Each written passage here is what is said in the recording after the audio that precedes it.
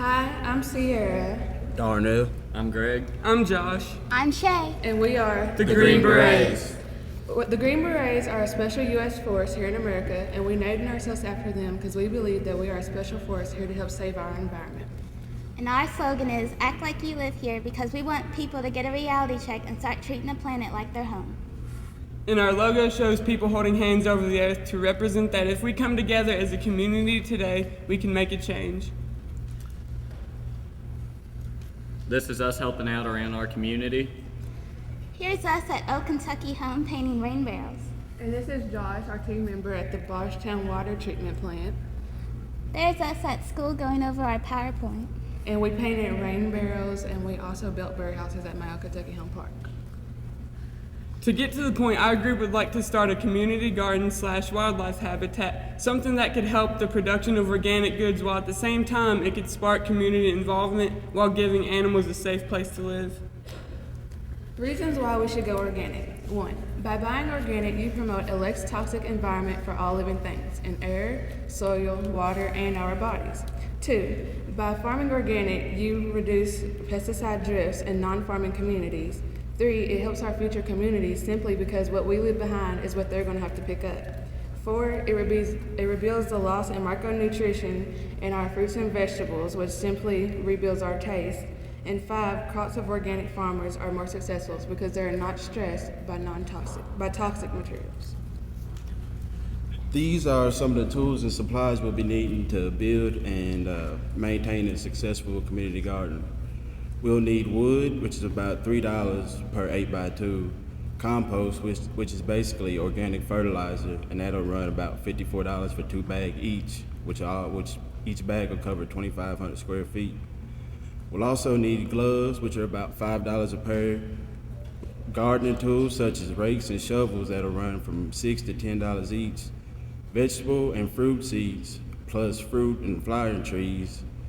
And these will all be plants that attract various types of wildlife, and we're going to try to stay under a $400 budget for that.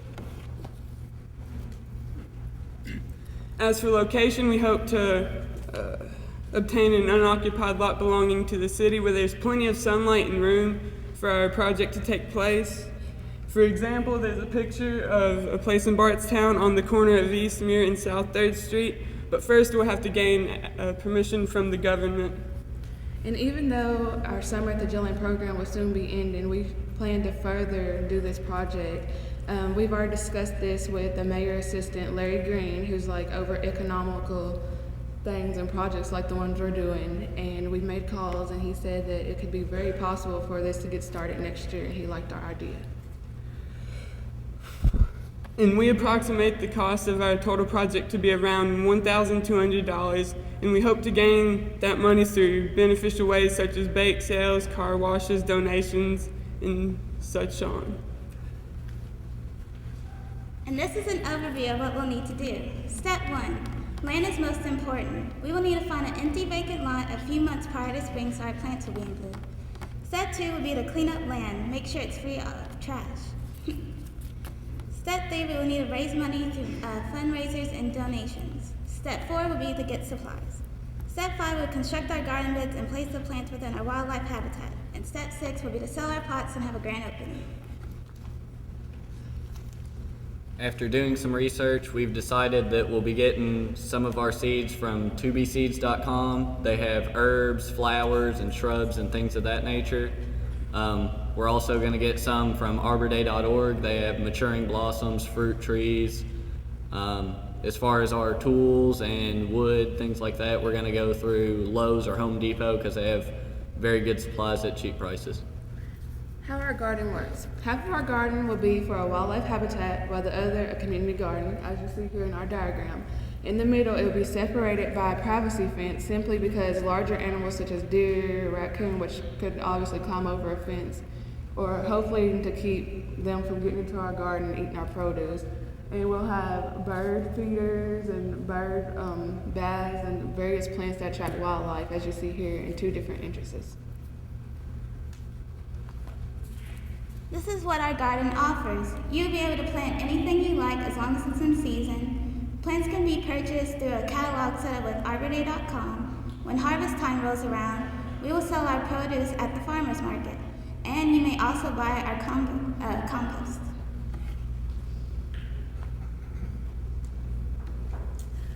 For our wildlife habitat, in order to keep our garden looking lively year-long, we are going to plant different things that blossom at different times of the year. By doing this, we attract tourists, citizens, and animals to the scenery. And when other plants go out of season, instead of our garden looking dead and deserted, it will still maintain its beautiful essence with the blossom of the new season. These are some examples of the plants we're going to place in and around our wildlife habitat and what animals they attract. We have iris, which bloom in the spring and attract hummingbirds, milkweed and chrysanthemum, which bloom in the spring and fall and attract monarch butterflies and other various butterflies. We'll also be growing blueberries, which bloom in the summer and attract deer.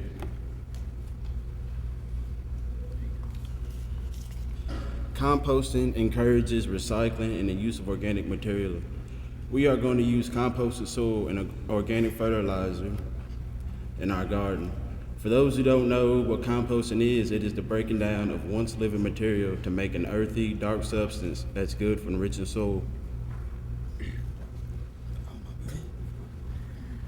In one corner of our garden, we're going to have the compost bin. When you set up a compost bin, you can throw anything biodegradable in there. You can use any kitchen scraps except for meat and bones, clippings from gardens, all sorts of things in them. You just pile them up and stir them every so often and they start decomposing. And the special ingredient that comes out of this is compost tea, which is delicious but for plants. If you drink it, it'd probably make you sick because it is made up of the liquid provided by the compost and it is highly nutritional for the plants and you could use it to water. A key to having a great garden. Without the involvement of our community, we already know first off that it's not going to be successful. It's going to take time and devotion that everybody has to be willing to give. The duties of a community garden are not just for one person or this group alone. It's for everybody to share, such as watering, weeding, and keeping the area free of trash and pollutants. Here are some benefits of having a community garden. It will provide opportunities for intergenerational and cross-cultural connections, encourage self-reliance, reduce family food budget, stimulate social interaction, makes our neighborhoods better looking, produces nutritious goods, and preserves green space. And for advertisement, we plan to print out brochures, but not that many, and we will place them in highly populated areas such as supermarkets and tourist attractions. And the word can also be spread through people in the community and on the internet using social websites such as MySpace and Facebook. And these are our sources: www.2bseeds.com, Arbor Day, Lowe's, and Home Depot, and the Butterfly website. And we thank you for your time, and we hope that you like our community garden.